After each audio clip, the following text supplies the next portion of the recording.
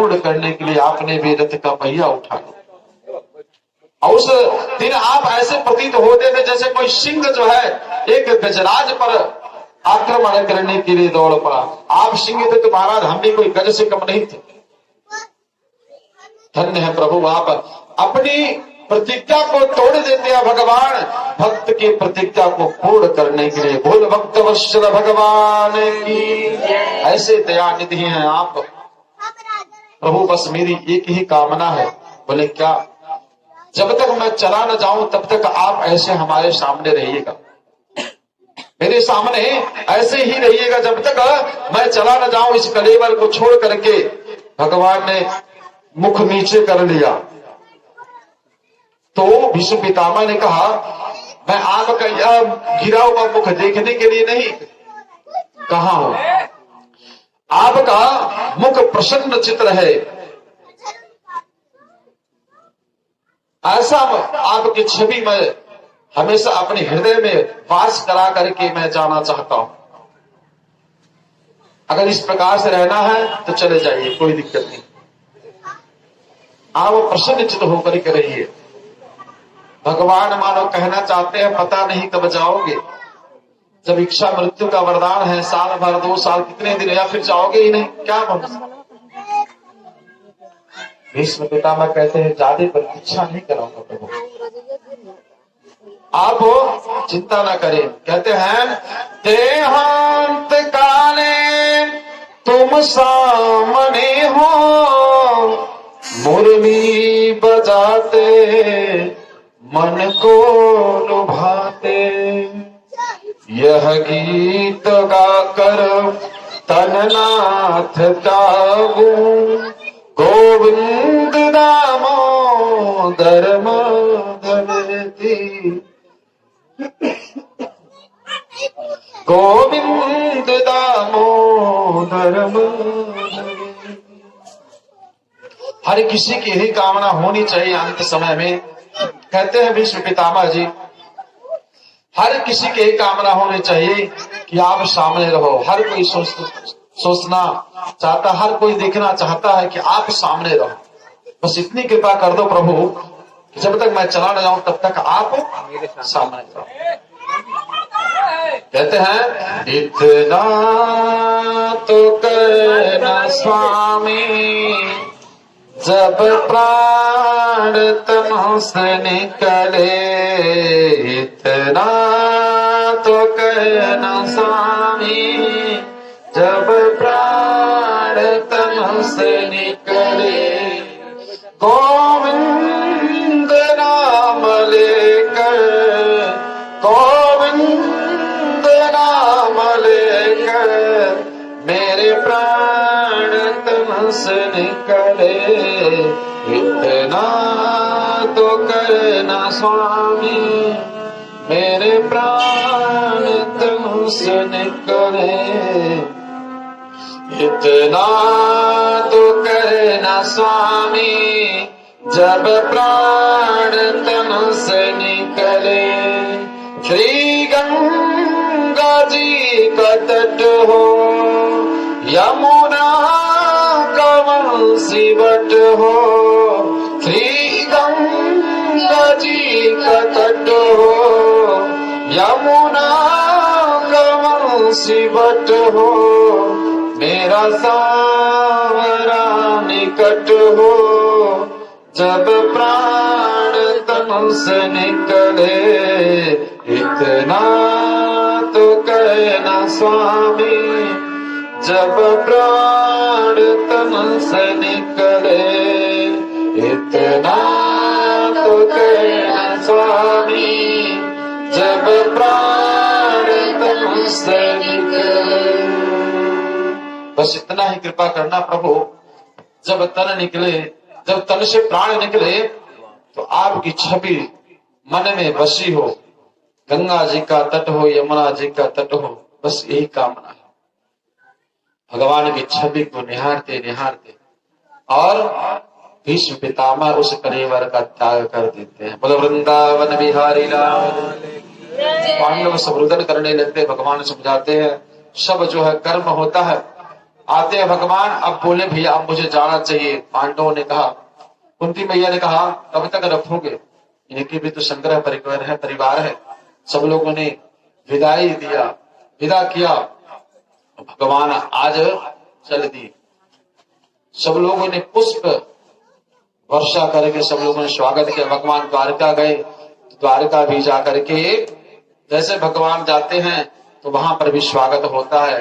भगवान जैसे ही द्वारका में प्रवेश करते हैं तो सब सर्वप्रथम अपने माता पिता के कक्ष में जाते हैं, देवकी वसुदेव के कक्ष में जाते हैं और जाकर के अपने माता पिता को प्रणाम करते हैं। शास्त्र कहते हैं अभिवादना शीरस्या नित्यं वृद्धोपसेविनः चत्वारि तस्या वर्धन्ते आयो वृद्धायसो बलम्।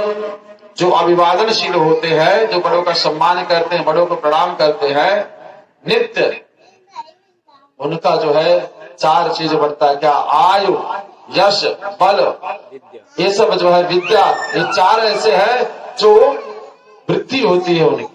जो बड़ों का सम्मान करते, बड़ों को प्रणाम करते हैं, प्रणाम करने से यह मिलता है। भगवान भी गए, प्रणाम किए, गुरु जी को प्रणाम किए, रहने लगे। इधर क्या हुआ, समय आया और परीक्षित जी का जन्म हो गया। बोल परीक्षित जी महाराज की। धीरे धीरे परीक्षित जी जो है जब जन्म लिए तो महाराज कहते हैं पालथी मार के बैठ गए। अब सब लोग आश्चर्यचकित रह गया, पालथी मार के बैठ गए और सबको देखने लगे कि वो कहाँ है जो मुझे बचाने गया था, वो कहाँ है जो मुझे बचाने गया था। जिसके गोद में जाए सो उसके शकल को देखे, उसके चेहरे को देखे, लेकिन जब ना देखे तो रोने लगे। अब छोचक आया पिताजी के मामा के यहाँ से, भगवान भी लेकर के। छोचक में कुर्ता टोपी सब पूछा। भगवान की गोद में जैसे गए परीक्षित तो खिलखिला कर हंस दिए, यही तो थे जो हमको बचाने गए। परिता इक्षते इति परीक्षित। फिर भगवान चले जाते हैं। अर्जुन भी जो है भगवान के साथ चले जाते हैं द्वारिका। एक दिन क्या हुआ, युधिष्ठिर जी बैठे हैं और बड़ा अपशकुन हो रहा है। युधिष्ठिर जी देख क्या रहे हैं कि मूर्ति पे जब मंदिर में जाते हैं पूजा के लिए, दिखाई क्या रहता, मूर्ति जैसे रो रही है। गाय को बछिया का दूध पीते हुए देख रहे हैं, सब उल्टा पलटा है। कुत्ते और शियार सब दक्षिण की तरफ मुख करके रो रहे। सोच रहे बैठे हैं चिंतित होकर के कि अर्जुन भी गया, इतने दिन से कोई संदेश नहीं आ रहा, कुछ पता नहीं चल रहा है। तब तक बात चल ही रही थी, तब तक अर्जुन आ जाते हैं। अर्जुन को देख करके बोले भैया आ जाओ, बड़े दिन बाद आए। कन्हैया का सानिध्य मिलता है तो भूल ही जाते हो कि संग्रह परिकर परिवार भी है, आओ बैठो। लेकिन देखते हैं क्या कि अर्जुन का मुखमंडल गिरा हुआ है, मुख का तेज समाप्त है। युधिष्ठिर ने पूछा क्या बात है भैया, तुम्हारे मुख की कांति कहाँ चली गई, तुम्हारे मुख का तेज कहाँ चला गया। जानते हैं कुछ ऐसे कार्य हैं जिसको कर देने से मुख व्यक्ति के मुखमंडल का की जो कांति होती है, जो तेज होता है, वह समाप्त हो जाता है, धूमिल हो जाता है। बोले भैया क्या तुमने किसी अगम्या स्त्री के साथ समागम किया, क्योंकि अगम्या स्त्री के साथ समागम करने से भी मुखमंडल का तेज कम हो जाता है।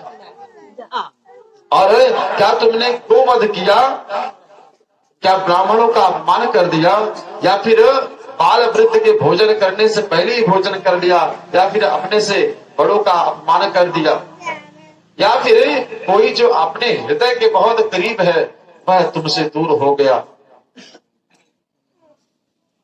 मामा मामी सब लोग सही है ना, द्वारिकाधीश सही है, कृष्ण सही है। जैसे कृष्ण का नाम लिए चित्कार करके अर्जुन रोने लगे, भैया अब हमारे प्रभु हम लोगों के मध्य में नहीं है, वह हम सबको छोड़ करके चले। कुंती महारानी सब सुन रही थी। कुंती महारानी ने सुना कि अब कृष्ण नहीं है, हम सबको छोड़ करके चले गए। तो कुंती महारानी जैसे दशरथ जी जो है राम जी के जाने के बाद राम राम कही राम कही, राम राम कही राम, जैसे राम राम कह के दशरथ जी अपने प्राण त्याग दिए थे, उसी प्रकार से दो ही भक्त ऐसे हुए जो भगवान के वियोग में तत्क्षण प्राण त्याग दिए थे। कुंती महारानी ने भी अपने शरीर को त्याग दिया, वहीं पर मृत हो गई। उनका सब क्रियाकर्म किए और 11 वर्ष के हो रहे थे परीक्षित जी महाराज को क्या किए, राज्याभिषेक करके परीक्षित जी को आसन दे करके जब तिलक कर रहे थे, परीक्षित जी ने कहा कि बाबा यह क्या कर रहे हैं आप, मैं तो अभी छोटा हूँ, मैं कैसे राज्यभार संभालूंगा। बोले कि आप चिंता मत करो, गुरु जी और मंत्री सब आपका सहयोग करेंगे। अब क्या रहना है जब हमारे प्रभु ही नहीं थे, स्वर्गारोहण के लिए निकल देते महाराज, सारे भाई बीच में ही चले जाते हैं। युधिष्ठिर जी भी एक क्षण के लिए नरक में चले जाते, वहां पूछते हैं कि हमको क्यों नरक में लाया गया। बोले आपने भी जीवन में एक बार झूठ बोला था, इसलिए नरक में आना पड़ा। बोले कभी नहीं मैंने बोला था। बोले थे आप एक बार जब महाभारत युद्ध हो रहा था तो आपने कहा था अश्वत्थामा हत तरोवा पुंजरो। अब जो है बोले वो तो झूठ मैंने बोला था कृष्ण के कहने पर, तब तक भगवान प्रकट हो गए। भगवान ने कहा मैंने ऐसे थोड़ी कहा था, मैं तो ये कहा था कि कह दो कि अश्वत्थामा हत, मतलब अश्वत्थामा मारा गया। मैं ये नहीं कहा था कि नर मारा गया, कि पुंजन मतलब जीव मारा गया, कोई जानवर मारा गया। आप तो स्पष्ट कर दिए, मैंने जितना कहा था अगर उतना कहते तो पाप नहीं लगता। तो एक क्षण के लिए युधिष्ठिर जी को भी नरक में जाना पड़ा था। बोले वृंदावन बिहारी लाल की, श्रीमन नारायण नारायण नारायण, श्रीमन नारायण श्रीमन नारायण नारायण नारायण, श्रीमन नारायण भक्तवत्सल भगवान की। इधर क्या हुआ, भगवान के जाते ही कलयुग अपना पांव जमा दिया पृथ्वी पर, कलयुग का सब बोलबाला हो गया महाराज। एक दिन क्या हुआ, परीक्षित जी महाराज ने सोचा चलो चल के देखते हमारे राज्य में क्या है कैसे। जाकर के परीक्षित जी भ्रमण करते हैं तो जो पृथ्वी रूपी जो गौ माता है वह है और धर्म रूपी जो बैल है, सब दोनों आपस में बातें कर रहे हैं। धर्म का बस एक ही कलयुग में बस सत्य भर बचा है, एक ही पांव है, वो भी काटने के लिए जो है कलयुग जो है तत्पर है, आपस में बातें कर रही। मानो पृथ्वी रूपी गौ माता कह रही है जब से मेरे प्रभु चले गए तब से बहुत कष्ट है। आपस में वार्ता हो रहा है, इस वार्ता को जो है सब सुन लिए परीक्षित। बोले मैंने सब आप सबकी वार्ता को सुन लिया है, बताओ कौन आपको मारना चाहता है, किसको कहे कौन मारना चाहता है, कौन धर्म को नष्ट करना चाहता है, इस दंड का भागी कौन है, कौन दे रहा है मुझे दंड। कोई कहता है अपने कर्म के अनुसार दंड मिलता है, किसको हम दोषी बनाए। देखते हैं कि एक जो है तलवार लिया हुआ काला व्यक्ति जो है पीताम्बर धारण किया हुआ वस्त्र धारण किया व्यक्ति जो है मारने के उस धर्म को उस पांव को भी काटने के लिए तत्पर है। तब तक धनुष बाण चढ़ा लेते हैं। परीक्षित जी बोलते हैं तुम कौन हो, क्यों मारना चाहते हो। जैसे ही देखा सो तुरंत शरण में आ गया। अब परीक्षित जी को उनके बाबा ने बताया था कि शरणागति की रक्षा करना। बोले कौन हो, बोले कि मेरा नाम है कलयुग। बोले तुम यहाँ क्या कर रहे हो। बोले कहाँ जाऊं, सब तरफ तो आप ही तो दिखाई देते हो, सब तरफ आपका ही राज्य, किधर जाऊं, जिधर जाऊं उधर आप दिखाई देते हो प्रभु, किधर जाऊं। बोले जाओ कहीं भी चले जाओ, बोले सब तरफ आपका ही राज्य है, कहाँ जा सकता हूं, मुझे भी कहीं स्थान दीजिए। तो स्थान देते हैं, कौन सा स्थान, द्यूतम पानवा स्त्रियः सूना यत्र धर्मश्च चतुर्विधः। द्यूतम जहां पर मदिरा पान होता है, जहां जुआ खेला जाता है, जहां पर स्त्री गमन होता है, जहां हिंसा किया जाता है, वहां कलयुग का वास है। बोले महाराज मेरे पास एक बहुत अच्छा गुण है। बोले क्या? जो सतयुग द्वापर त्रेता में हजारों हजारों वर्ष तपस्या करने से फल प्राप्त नहीं होता है, वह कलयुग में एक क्षण भी अगर कोई भगवान का तन्मयता पूर्वक नाम जपले, संकीर्तन करने, वह फल प्राप्त हो जाएगा। कलयुग केवल नाम आधार, सुमेरी सुमेरी नर उतर ही पार।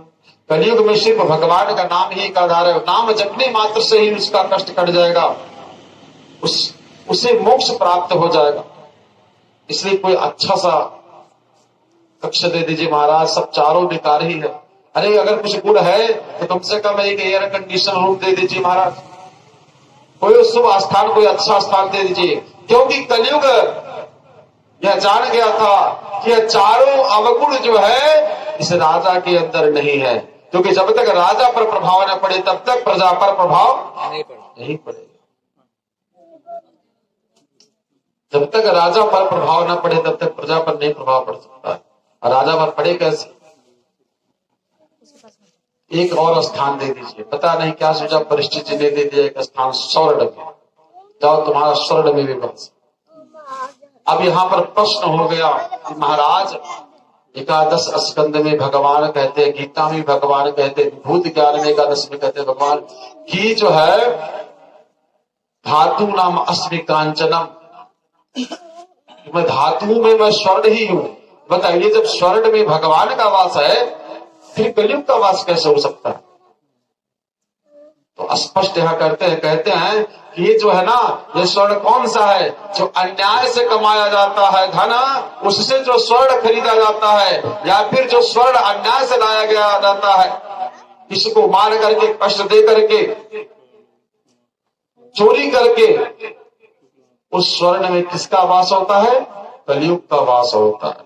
और जो धर्म से लाया जाता है उसमें भगवान का वास होता है। बोले भक्त वर्षल भगवान की। बोले कहने का मतलब क्या है? परीक्षित के उस मुकुट में, जिस मुकुट पर कलयुग वास कर गया था, वह धर्म का नहीं था, अधर्म का था। बोले तो क्या? तुम्हें क्या लगता है धर्म का है? वो अधर्म का ही है। वह अधर्म से लाया गया था। जब जरासंध को मार दिया गया तो उसका पुत्र था, भगवान बोले मुकुट दे दो, लेकिन भीम जो है जबरदस्ती मुकुट को लेकर के ला करके अपने राज्य में जो है, अपने राज्य कोष में रख दिए,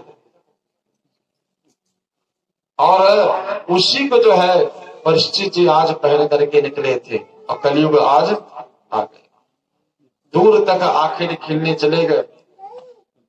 प्यास लगा, शमीक मुनि के आश्रम पर गए। शमीक मुनि अपने ध्यान में लगे हुए थे। देखिए संत को पहचानने में अगर गलती हो जाए महाराज, कहीं सही को गलत समझ ले, गलत को सही समझ लिए, तो दोनों में खतरा है। शमीक महाराज की समाधि सत्य थे, संत सत्य थे, ध्यान में थे, समाधि में थे। अब ये बुलाए नहीं उठे, ये सोचे कि यह जो है ढोंग कर रहा, पाखंड कर रहा है, धनुष कोटि से एक सर्प मरा हुआ तो उसको उठाए ला करके गले में रख दिया। किसी ने जाकर के शमीक महाराज के पुत्र को, जो गंडकी नदी में, कौशिकी नदी में स्नान कर रहा था, श्रृंगी को जाकर के बताए।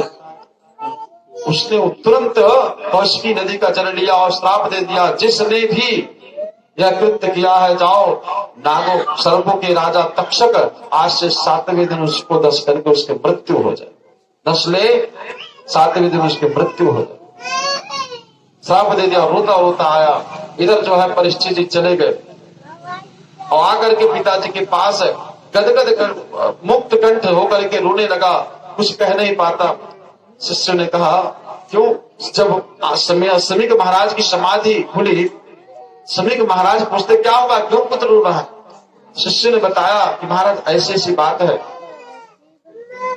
शमीक महाराज ने कहा कि पुत्र तुमने बहुत बड़ी गलती कर दी। अरे उन परीक्षित महाराज के ही चलते, ऐसे राजा हर राज्य में नहीं मिलते, हमेशा नहीं मिलते हैं। उनके ही चलते उनके ही राज्य में हम सब लोग निर्भीक होकर के वन में तपस्या कर सकते हैं, भजन करते हैं। अब तो बहुत बड़ी गलती हो गई। धनुष से बाण और पानी निकल जाए मुख से तो वापस नहीं आता। अब निकल गई, अब इसका उपाय यही है, गौरमुख नाम के शिष्य को बुलाए और जाकर के तत्क्षण बता दो। गौरमुख नाम का शिष्य गया और परीक्षित जी को, जब परीक्षित जी मुकुट रखे तो उनको पश्चाताप, मैंने क्या कर दिया, सब कुछ बता दिया कि आपको 7 दिन में मरने का श्राप लग गया। परीक्षित जी सुने, महाराज इंद्रप्रस्थ हस्तिनापुरी दोनों पुरियों को सजाकर, दोनों अपनी राजधानी को भी, अपने राज्य को सजाए हैं, खूब भव्य तरीके से सजा है। उनकी पत्नी सुनीता है, उनकी पत्नी जो है इरावती नाम है उनका। इरावती पूछती है कि यह क्या कर रहे हैं आप। परीक्षित के 4 पुत्र होते हैं, जिसमें बड़े पुत्र जन्मेजय।